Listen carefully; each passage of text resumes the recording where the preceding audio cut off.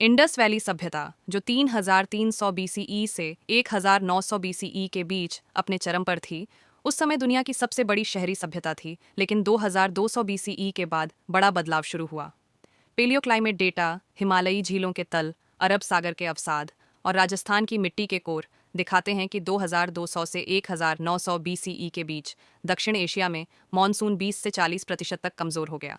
ये मानसून गिरावट 200 से 300 वर्षों तक चली।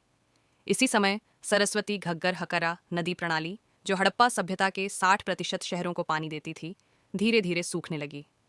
उपग्रह इमेजरी और आइसोटोप डेटिंग बताते हैं कि नदी का मुख्य प्रवाह 2000 बीसीई के बाद तेजी से कम होता गया, जिससे खेती और जल आपूर्ति पर सीधा असर पड़ा।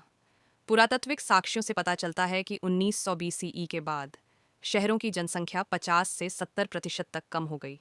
इसी दौरान गंगा यमुना दोआब में अचानक छोटे गांवों की संख्या बढ़ती है, जिसे लेट हड़प्पा माइग्रेशन कहा जाता है।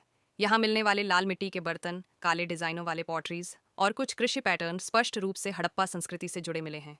इसका मतलब है कि सभ्यता खत्म नहीं हुई, बल्कि छोटे गांव आधारित समाज में बदल गई। 2200 बीसीई के 4.2 किलो ईयर क्लाइमेट इवेंट, जिसे विश्व भर में सूखे का युग माना जाता है, का भारत पर सीधा प्रभाव पड़ा।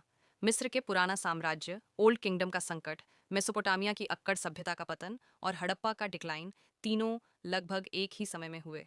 यह दिखाता है कि उस दौर का वैश्विक जलवायु परिवर्तन कितना शक्तिशाली था। इसलिए इंडस वैली सभ्यता का पतन किसी आक्रमण से नहीं, यह मानव इतिहास के सबसे बड़े क्लाइमेट ड्रिवन माइग्रेशंस में से एक था, जिसने भारत के सांस्कृतिक भविष्य को दिशा दी।